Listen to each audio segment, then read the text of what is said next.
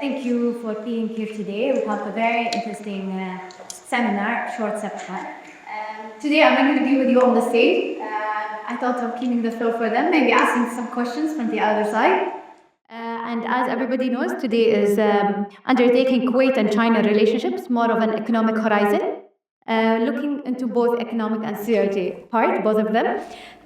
In Arabic آفاق الاقتصادية فهم العلاقات بين الكويت والصين، العلاقات الاقتصادية والعلاقات هنقول الشخصية اللي بين الدولتين. We have in the middle Sheikh الدكتور العنود إبراهيم عيد الصباح from Research Journey, where she covered part of the research that will be presented now. And then we have on the other side, on the right, on the left, from KPMG's team. Starting on the right, Mr. Mohammed Barak, he's a partner, tax and corporate service from KPMG.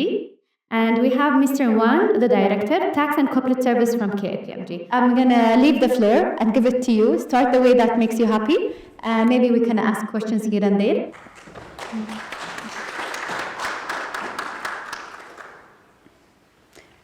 السلام عليكم ورحمة الله وبركاته. أنا حابة اليوم أشكر الأستاذة هي على استجابتها ومساعدتها لنا دائما. Good evening, everyone. I would like to speak to you about our journey on beyond the Arabian Sea, bridging the gap between Kuwait and China. A few months ago, precisely in April, I met Mr. Sashi and the KPMG team, and we had a long conversation, and we came to an understanding that it's time to have a short research paper conducted to include not only the economic background, but we would like to have and highlight the socio-political and economic background to give a broader landscape on the roots of this deep connection between China and Kuwait, not only from a governmental perspective, but from a people's perspective. And then we decided to address the methodology and how are we going to do that and the research that we're going to conduct. We came up with a long list of important, impactful personalities. We have several interviews conducted with Mr. Mohammed Al-Asfar, a Kuwaiti student who went to China. He represents the youth and students. We also have Mr. Hu, the Chinese economic counselor, and we have Mr. Bai Xin He from Gazoba company. We, of course, have Sophie, a wonderful teacher from Kuwait Chinese Institute. And I have Miss Chun Li, who is a translator and also a Chinese, more of a Kuwaiti, born, I wouldn't say born, but Kuwaiti-raised Chinese. And myself also being interviewed as part of this rich cultural exchange. And after that, we will understand or have a better understanding on the people's aspirations and identify the space for growth, development, and improvement of this relationship. And you will have a broader knowledge of the politics, the history, the economy, and so forth. I wouldn't want to give more information on this. I just would like to thank everyone who participated in this project, and I would like to give the words for you, Mohammed. Thank you so much. Before I start, I would like to thank Kuwait Economic Society for hosting us today. Lot of efforts made on this publication. Dr. Alanud already mentioned, but from KPMG side, I also want to thank who contributed, especially Dr. Alanud from Research Journey. Thank you for her contribution. From KPMG side, our marketing team, Shashi and other team members, from China desk team, whatever contribution they have made. So we want to thank you. And for special thanks, Chinese Embassy, Mr. Hu, who is a consular of Chinese Embassy, and Mr. Hu, who is with us today. Thank you for your contribution and supporting us on that. And Chinese representative of companies and nationals who participated in this publication, we also want to thank them, especially Dr. Bassem. He's not with us today, he's traveling, But from China Gazuba, he's leading the housing projects now. His contribution is there in the paper. Mr. Zhang, president of Kuwait Chinese Association. Mr. Shah, who is director of Chinese Culture Center in Kuwait. So I want, let us give a round of applause for the efforts made for this publication.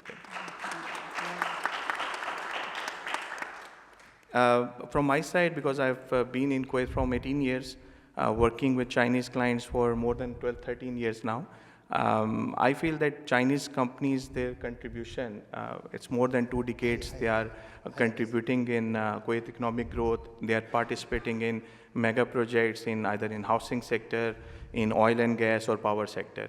And I think I foresee that part of Vision 2035 or extended 2040, more contribution will be there. We are looking forward more investment of Chinese companies in Kuwait, which will help economic growth in Kuwait and also create job opportunities for the local market. Yeah, sorry. I just want to add one thing that we have China Business Desk. I'm leading China Business Desk. Wong is part of China Business Desk as well. So the purpose of, we started 3 years back to start China Business Desk to promote this bilateral relationship between Kuwait and China, to make sure that the Chinese companies who are coming and planning to invest in Kuwait, they should have a platform where they can get a proper guidance. So we have Chinese speaking resources on ground who are helping them in tax, audit and advisory services. And even if these companies want to expand their operations from Kuwait to other GCC countries, we are also helping them to connect with the professional teams of KPMG sitting in the region. Yeah, sorry, please. Yeah. Thank you. First of all, thanks, Bisaya. The name pronounced is correct. Thank you so much. Yes, I have been in Kuwait in 2010, so it's a long time, I would like to say. For this, I really appreciate that Dr. Nanrud starting with this idea to promote Chinese culture, Chinese resources to the Kuwaiti community. And this paper, we understand, is, thank you so much, it's very helpful to promote our Chinese resources, culture, and even economic-wise, how to support Kuwaiti. And that's really good. I really appreciate that. It's very good to see. And also, we can see a lot of community has been established in Kuwait. We know Kuwait is a small country compared with other GCC regions, but still our Chinese government, our Chinese embassy, they are investing and promoting those communities to be established to help those Chinese who work in Kuwait. And also, personally, I'm so proud as a Chinese working in Kuwait like 14 years, 15 years already. So I would like just share some my personal experience about how to living in Kuwait for such a long time. The question raised to me that how you can survive there for 15 years, for a long time. Especially in summer, right? Summer, yes, the weather there. So personally, actually, when I first came to Kuwait, I know this will be challenging as my personal thinking. But once I reached Kuwait first time, it's all green. It's not like a desert area like we are imagining. So it's a very beautiful country, first of all. So then, after these years of working, even personal living here, I'm enjoying the environment here, like the sea area, beach area. It's beautiful. Like we are not even any other countries they are having that. So personal-wise, living-wise, I'm used to it. I'm happy with that. And for working-wise, I have joined, and then we work together a long time. And this experience here is also personally grows a lot. I hope, my experience, which I learned from the company, from the colleagues, can be, useful to the Chinese companies, who, especially for the new Chinese companies who enter this market. Then we are sharing our experience. We are helping them to, to get understanding of these requirements on the tax perspective. So I'm glad that I'm still working here, and I will continue and to support those Chinese companies operating in Kuwait. Thanks. Since we're talking about Chinese community and adaptation, I mean, don't you think that you have more culinary options or food restaurant options in Kuwait? Do you feel that there is a Chinese community that makes you feel more welcome and more connected to the Kuwaiti society? Do you enjoy the connection with the Diwaniyas? How do you envision the Chinese citizen to fit in the community of Kuwait? Yeah, exactly. Thanks, Dr. Anadot. Yes, is like these communities, we are very, touched to see that there's more Chinese culture-wise or Chinese item, cuisines has been promoted here. Yes, but I also like, the Kuwaiti traditional majbouz, kubus. I like this food personally. And yeah, like you clearly mentioned, Kuwait is a very inclusive country.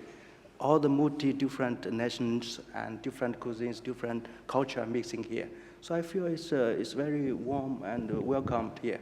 So definitely I'm happy to see these more changes, more communities, different, not only Chinese, different countries can be, open here. Yeah, I can endorse that because during our visit to China, I think he will be the only Chinese looking for Arabic food in China. Before we go to the questions, I just wanted to ask, since you are from the KPMG or from the field, during the research, did you find any surprises in the sectors? Did you find any interesting information that you would like to share with the audience before they actually read the paper too? See, I will just give example of Chinese companies again. Most of the Chinese companies who are participating in mega projects, they are state-owned. Very few private sector companies are coming and investing in Kuwait, which we foresee that it will be increasing in near future. So their main, you can say the focus is on their head office requirements, focus on their obligations in China. So what we as a professional firm guiding them, and tomorrow we will be having one training section with Chinese companies, and we want to promote that they should also understand the local regulations, local tax practices, local commercial regulations when they are investing in Kuwait. So they will not have, during the project, they will not have any issues. So this is what as a professional services company and as a China business desk, we are trying to guide Chinese companies in Kuwait. Thank you for coming here and having your research open in the Kuwait Economic Society. We look forward for other collaborations, and thank you so much once again. Thank you. Thank you very much. Thank you.